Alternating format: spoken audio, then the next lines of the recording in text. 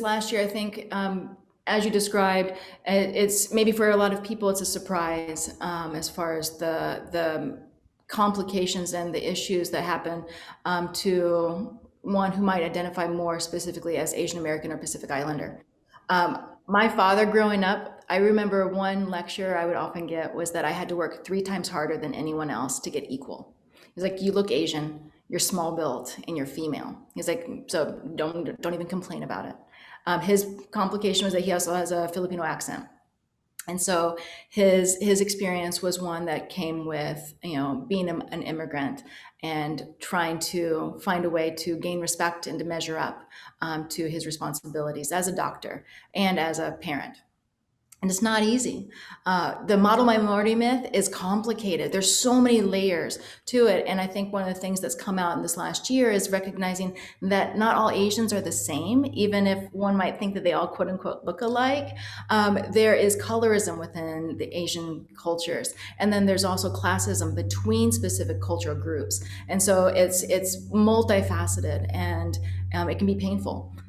But that model minority myth that Asians will be submissive and to be quiet, it's hard because that's the stereotype that's pushed on to that group and expected, an expectation as far as you're not to speak up, you're not to cause trouble. If somebody's giving you problems, you just work through it. All of those things I've heard again and again and again, but that doesn't make it any easier to handle when one faces racism.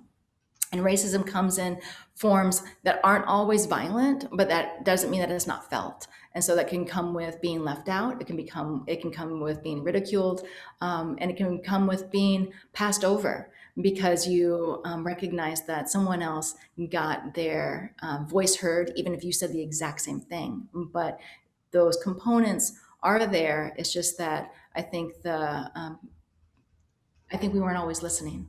And so I think what's happened in the last few months, in the last year, has been an address to need for time to recognize our own individual biases and where we have privilege. Everyone has different types of privilege, and everyone has different types of biases, but it's acknowledging where those are and starting to make sure that we take the needs of others before we sometimes necessarily take our own needs, because equality doesn't mean everyone gets the exact same apple. Because if one group has been having to starve in a way, somebody might need a couple extra apples to be able to catch up. I know that is a cheesy way to describe it, but I just recognize that this last year has definitely been a difficult one. Like working hard, that has been often a way that Asians are sort of expected. Part of that's real because of the history of culture as far as agriculture. So agriculture, how to grow rice is so complicated. It's like math and physics and all. There's no day off. Like you work every single day to match levels of water, and so culturally, to be able to have that as the primary food source is not like corn where you plant and then there's a lot more waiting.